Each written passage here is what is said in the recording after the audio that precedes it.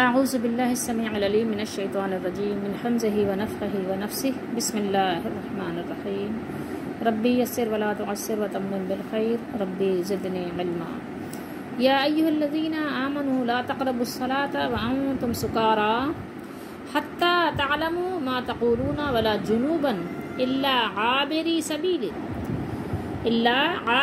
سبیل حتی تغتسلوا وَإِن كُنتُم مَرْضَىٰ أَوْ عَلَىٰ سَفَرٍ أَوْ جَاءَ أَحَدٌ مِّنكُم مِّنَ الْغَائِطِ أَوْ لَامَسْتُمُ النِّسَاءَ فَلَمْ تَجِدُوا مَاءً فَتَيَمَّمُوا صَعِيدًا طَيِّبًا فَامْسَحُوا بِوُجُوهِكُمْ وَأَيْدِيكُمْ إِنَّ اللَّهَ كَانَ عَفُوًّا غَفُورًا۔ اے ایمان والو، تم اس وقت نماز کے قریب نہ جاؤ جب تم نشے میں ہو۔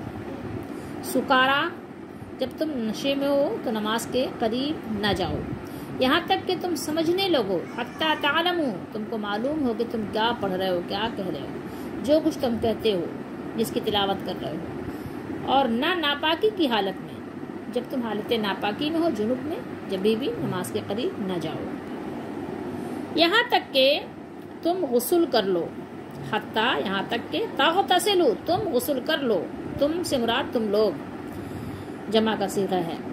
اگر راہ چلتے گزرو تو اور بات ہے، اور اگر تم بیمار ہو یا سفر میں ہو یا تم میں سے کوئی رفع حاجت سے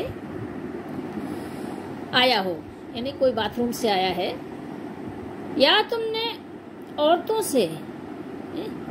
کو یعنی ہاتھ لگائے، لامستم، ٹھیک ہے، لمس سے، پھر تمہیں پانی نہ ملے تو پاک مٹی سے تیمم کر لو۔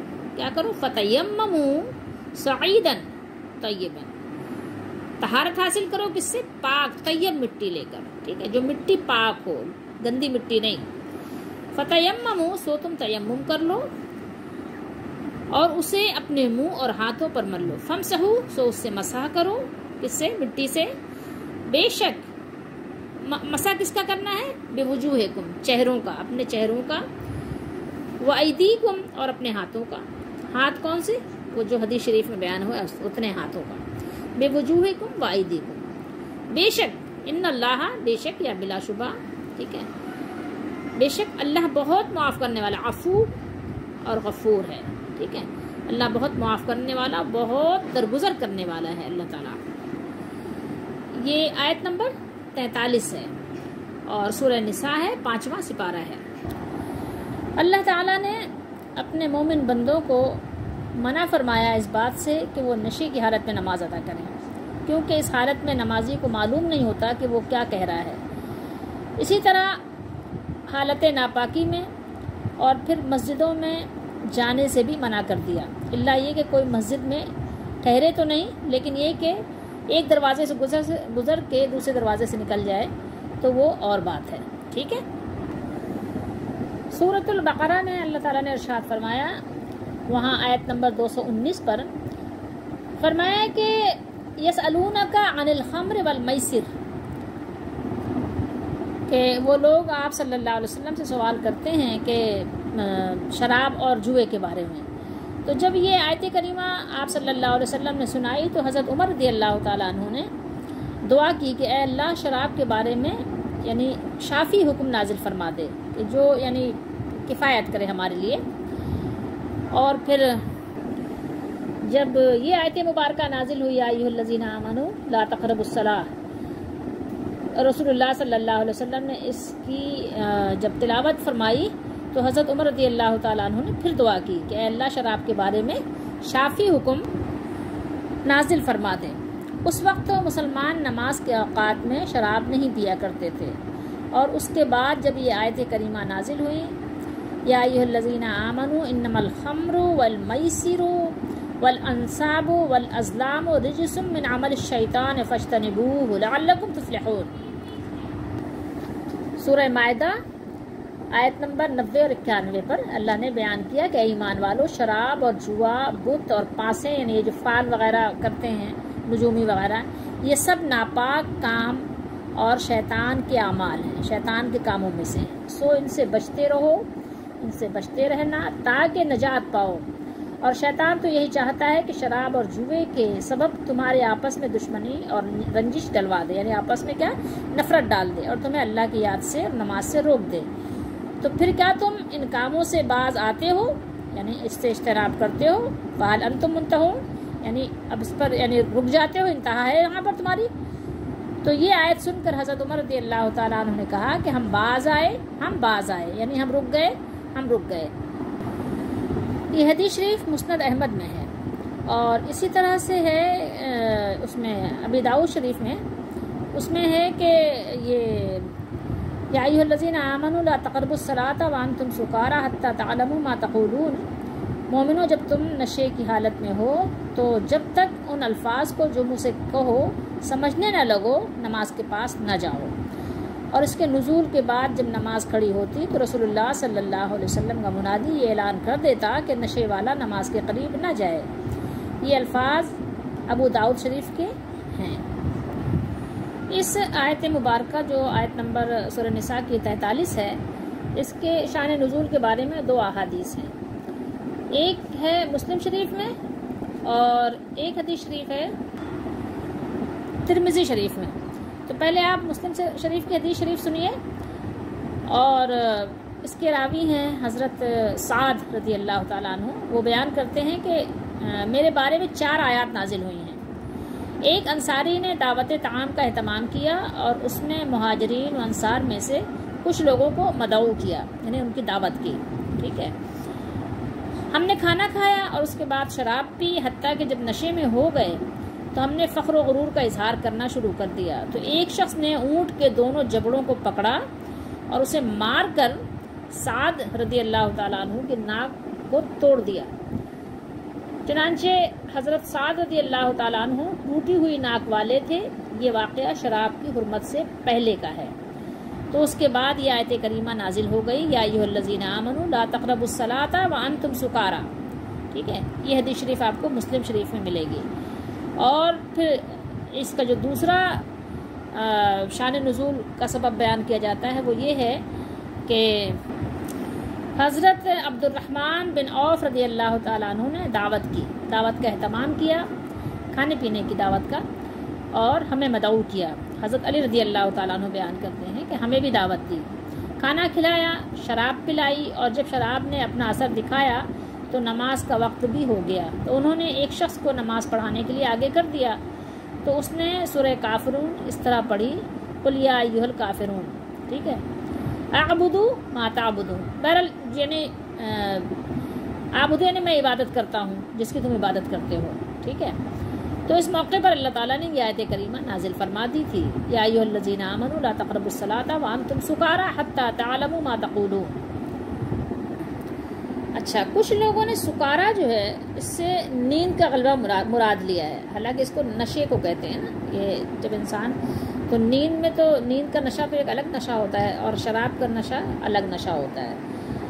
تو کچھ لوگوں نے اس سے نیند کا غلبہ مراد لیا ہے، اور اس کے مناسب وہ حدیث شریف ہے نا بخاری شریف میں کہ رسول اللہ صلی اللہ تعالیٰ علیہ وآلہ وسلم نے ارشاد فرمایا کہ جب کوئی شخص نماز پڑھتے ہوئے اونگنے لگے تو اسے چاہیے کہ نماز چھوڑ کر سو جائے، اور نماز اس وقت تک پڑھے جب اسے یہ معلوم ہو کہ وہ کیا کہہ رہا ہے۔ اور اس حدیث شریف کے بعض طرق میں یہ بھی الفاظ ہیں کہ آپ صلی اللہ علیہ وسلم نے فرمایا، ہو سکتا ہے کہ حالت نیند میں نماز ادا کرتے ہوئے وہ مغفرت کی دعا کرنے کے بجائے اپنے آپ کو یعنی برے کلمات، بددعائیہ کلمات کہنے لگ جائے۔ عبدالسلام بن محمد نے اپنی تفسیر میں بیان کیا ہے کہ مگر صحیح یہ ہے کہ اس سے شراب کا نشہ مراد ہے، اور یہی جمہور صحابہ و تابعین کا قول ہے۔ اور فرمایا کہ تمام مفسرین اس پر متفق ہیں کہ یہ آیت شراب نوشی سے متعلق نازل ہوئی ہے۔ ولا جنوبا الا عابر سبیل، بعض مفسرین نے اس سے مراد سفر لیا ہے، مگر سفر کا ذکر یعنی الگ سے اللہ نے فرمایا او علی سفرن، یہ الگ سے اللہ تعالیٰ نے یہاں پر خصوصیت سے سفر کا ذکر فرمایا۔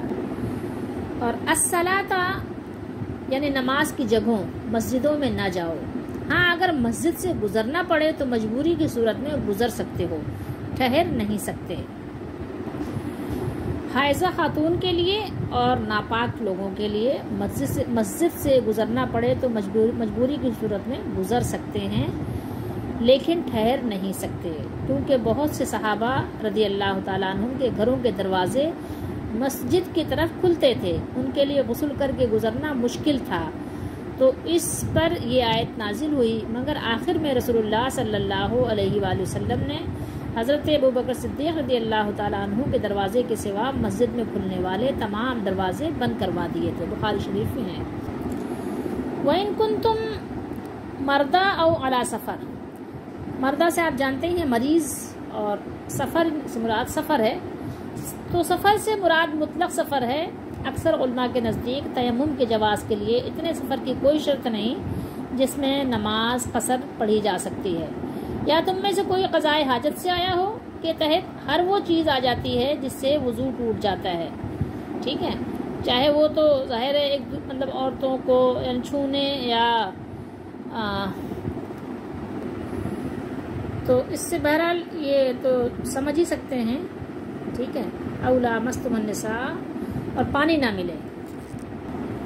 اور ویسے یہ بات ہی پتہ ہونی چاہیے کہ میاں بیوی اگر ایک دوسرے کو چھو لیں تو وضو بہرحال نہیں ٹوٹتا، صرف چھو لینے سے وضو نہیں ٹوٹتا۔ اس سے یہ کہ آپ وہ حدیث شریف پڑھ سکتے ہیں جو بخاری شریف میں ہے کہ ام المومنین ام عائشہ صدیقہ رضی اللہ تعالیٰ عنہا فرماتی ہیں کہ میں لیٹی ہوتی تھی اور آپ صلی اللہ علیہ وسلم نفل نماز پڑھتے، تو سجدے کے وقت آپ صلی اللہ علیہ وآلہ وسلم اپنے ہاتھ سے میرے پاؤں سامنے سے ہٹا دیتے تھے، تو اگر وضو ٹوٹ جاتا ہے تو آپ صلی اللہ علیہ وسلم تو نماز کی حالت میں اپنی زوج محترمہ کا پاؤں ہٹا دیتے تھے، تو ظاہر ہے کہ وضو نہیں ٹوٹتا نا۔ اگر یہ آپ صلی اللہ علیہ وسلم کے لیے خاص ہوتا تو آپ صلی اللہ علیہ وسلم بیان بھی کر دیتے۔ او علی سفر کا مقصد ہے کہ سفر میں پینے کے لیے تو پانی ہے مگر وضو یا غسل کے لیے نہیں ہے۔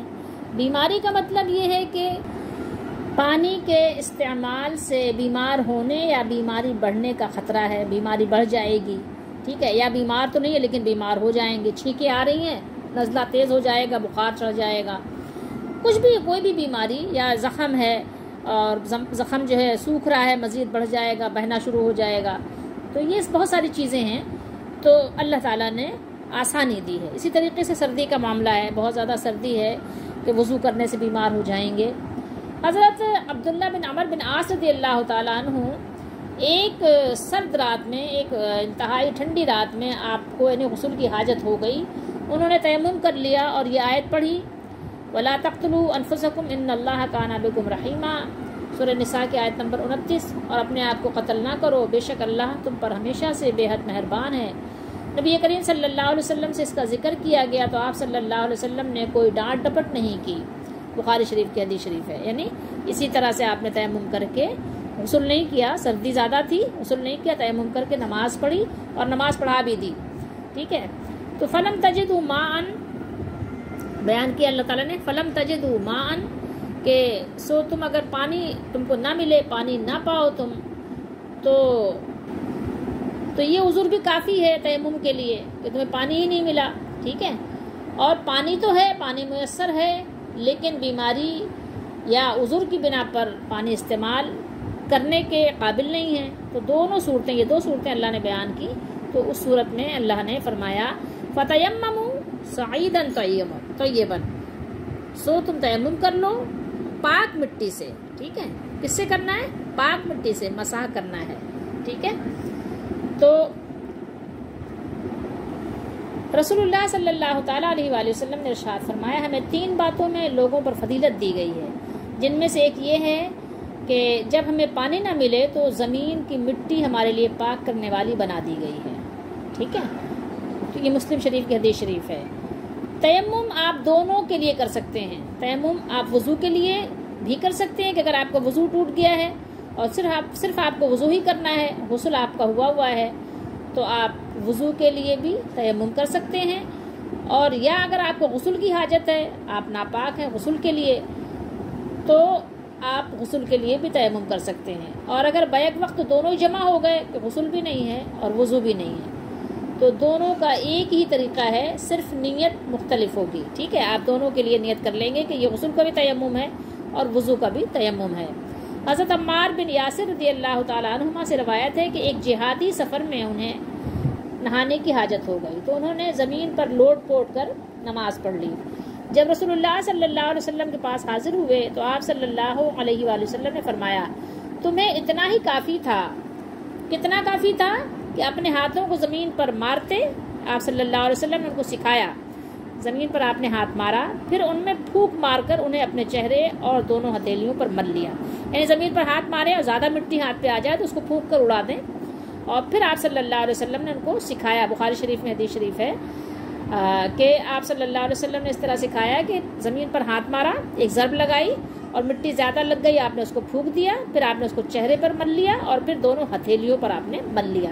حدیث نمبر ہے 338 بخاری شریف میں۔ تو اس طرح سے آپ صلی اللہ علیہ وسلم نے ان کو تیمم کا طریقہ سکھایا کہ زمین پہ لوٹ پوٹ کرنے کی ضرورت نہیں ہے تیمم کے لیے، بلکہ اتنا کر لو، اتنا کافی ہے، تمہارے لیے کفایت کرے گا اور تم پاک ہو جاؤ گے جیسے کہ پانی سے پاک ہوتے ہیں۔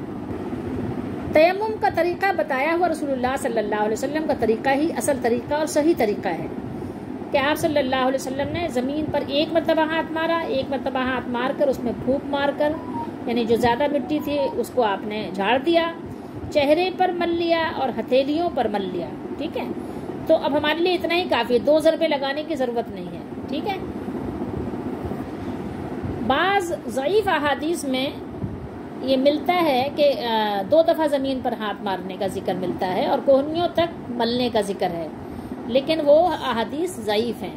صحیح ترین حدیث جو بخاری شریف میں ہے عمار بن یاسر رضی اللہ تعالیٰ عنہ سے، تو وہی ہے۔ اور جب ہمارے پاس صحیح حدیث شریف موجود ہو تو پھر اس کی موجودگی میں پھر ہمیں اور کسی چیز کی ضرورت باقی نہیں رہتی۔ صحیح حدیث شریف ہمارے لیے کفایت کرتی ہے اور اس پر عمل کرنا ہمارے لیے کافی ہو جاتا ہے۔ اللہ کے رسول صلی اللہ تعالیٰ علیہ وآلہ وسلم کی بات ہر ایک کی بات سے اوپر ہوتی ہے، ٹھیک ہے؟ اچھا، سعید کا مطلب سمجھ لیجئے، یہاں پہ سعیدن ہے مفعول کی وجہ سے، ویسے سعیدن کا مطلب ہوتا ہے مٹی، صرف مٹی، ٹھیک ہے؟ اور طیبن آ گیا پاک مٹی۔ اب ان آیات طیبات میں ہمارے لیے کیا سبق ہے؟ ہمارے لیے یہ سبق ہے کہ اگر کوئی حالت بے ہوشی میں ہو یا نشے میں ہو، کوئی بھی حالت ہو، تو اس وقت نماز نہ پڑھے، ہاں جب اس کا وہ مسئلہ حل ہو جائے تو پھر اٹھے اور وضو کرے یا تیمم کرے اور نماز ادا کرے، ٹھیک ہے؟ اسی طریقے سے مسجدوں کا احترام بھی ضروری ہے، تو وہاں پر ناپاکی کی حالت میں نہ جائے، ضرورت نہیں ہے۔ اور اس کے علاوہ یہ ہے کہ نماز کا اہتمام کرے، ٹھیک ہے؟ اور پاک صاف رہنے کا اہتمام کرے، بلا وضو اور بلا تیمم، بلا غسل نماز کے لیے کھڑا نہ ہو جائے، ٹھیک ہے؟ نماز کیا ہے؟ نماز اللہ کا حکم ہے، نماز ایک اللہ تعالیٰ کی طرف سے فرض کیا ہوا ایک اہم فریضہ، ایک اہم عبادت ہے، اس کے لیے اہتمام کرنا بھی ضروری ہے۔ ایسا نہیں ہے کہ جس حال میں ہے کھڑے ہو گئے، نہیں، پاک صاف ہو کر کھڑے ہوئیے۔ یہ اور بات ہے کہ اگر آپ کے کپڑے میلے ہیں اس سے کچھ فرق نہیں پڑتا، آپ کے کپڑے پاک صاف ہونے چاہیے، گندے نہیں ہونے چاہیے، ناپاکی کے ساتھ گندے نہیں ہونے چاہیے۔ آپ خود بھی پاک صاف ہو، تو آپ کے کپڑے بھی پاک صاف ہوں، آپ کی جگہ بھی پاک صاف ہو۔ اللہ تعالی ہم سب کو توفیق دے کہ ہم قرآن و سنت پر عمل کریں اور اسی کے مطابق اپنی زندگی کو بنائیں، اور اللہ تعالی ہمیں ہر طرح کی نافرمانیوں کے حکم سے بچائے کہ ہم نافرمانی کرنے والے ہوں، اس حکم میں داخل ہونے والے ہوں۔ اللہ تعالی ہم سب کا حامی و ناصر ہو، ہماری دستگیری فرمائے، ہماری مدد فرمائے اور ہمارے ٹوٹے پھوٹے عمل کو قبول فرمائے، ہمارے تھوڑے کو بہت کر دے اور ہماری کوششوں کو اپنی بارگاہ میں قبول فرمائے اور ہماری دستگیری فرمائے، ہماری مدد فرمائے۔